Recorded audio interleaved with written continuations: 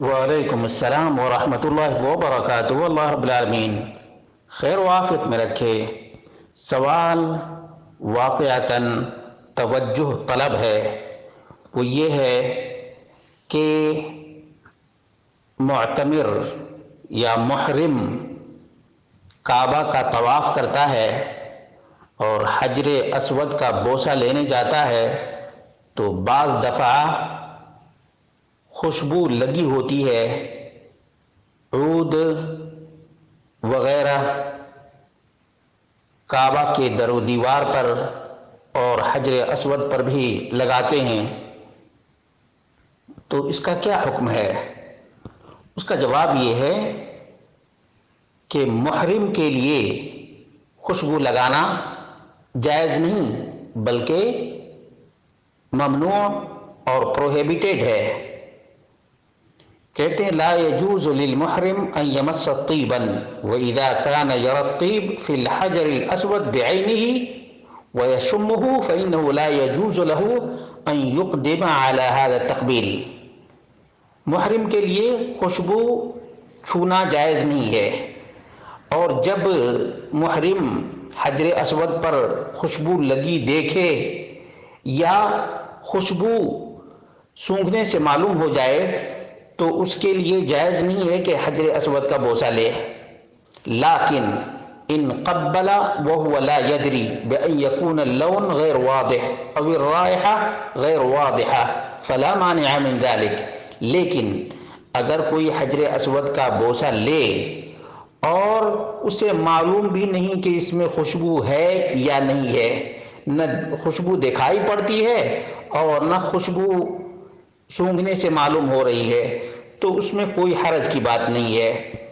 لیکن اگر پتہ چل جائے کہ خوشبو لگ گئی ہے تو فوراً ہی دھل لینا چاہیے، اعلیٰ ان یبادر بغسلہ، فوراً دھل لے تو اس کو دم دینا نہیں پڑے گا۔ والاولیٰ ان یترک التقبیل الی ان یحل من احرامہ، بہتر یہ ہے کہ اگر خوشبو لگی ہوئی محسوس ہو جائے تو حجر اسود کا بوسہ نہ لے، لأن الطیب من محظورات الاحرام، کیونکہ خوشبو لگانا احرام کے ممنوعات میں سے ہے۔ اس سلسلے میں صحیح بخاری کی 366 اور مسلم کی 1177 نمبر کی روایت ہے، نبی اکرم صلی اللہ علیہ وسلم سے عبداللہ بن عمر راوی ہیں کہ محرم کو ان چیزوں سے بچنا چاہیے۔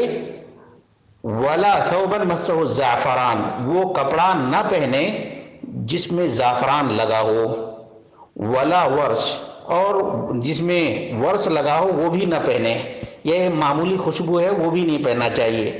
اسی طرح سے بخاری کی 1850، مسلم کی 1206 نمبر کی روایت ہے، ایک آدمی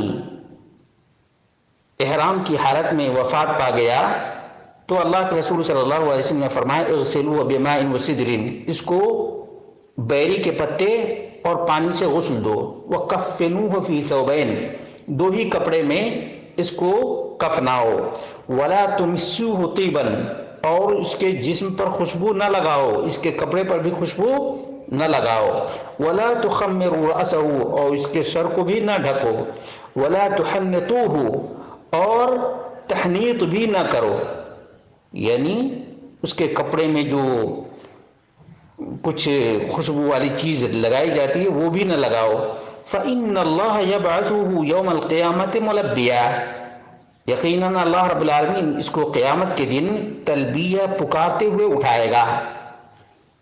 ان تمام حوالہ جات سے معلوم ہوا کہ اگر کوئی احرام کی حالت میں ہو، حجر اسود کے پاس سے گزرے، اس کو خوشبو حجر اسود پر دکھائی دے تو بوسہ نہ لے۔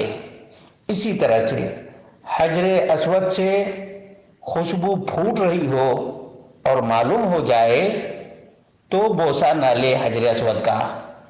اور اگر انجانے میں کوئی آدمی حجر اسود کا بوسہ لے لیا اور خوشبو لگ گئی تو جس قدر جلدی ہو دھل لے، کیونکہ انجانے میں خوشبو لگ گئی ہے.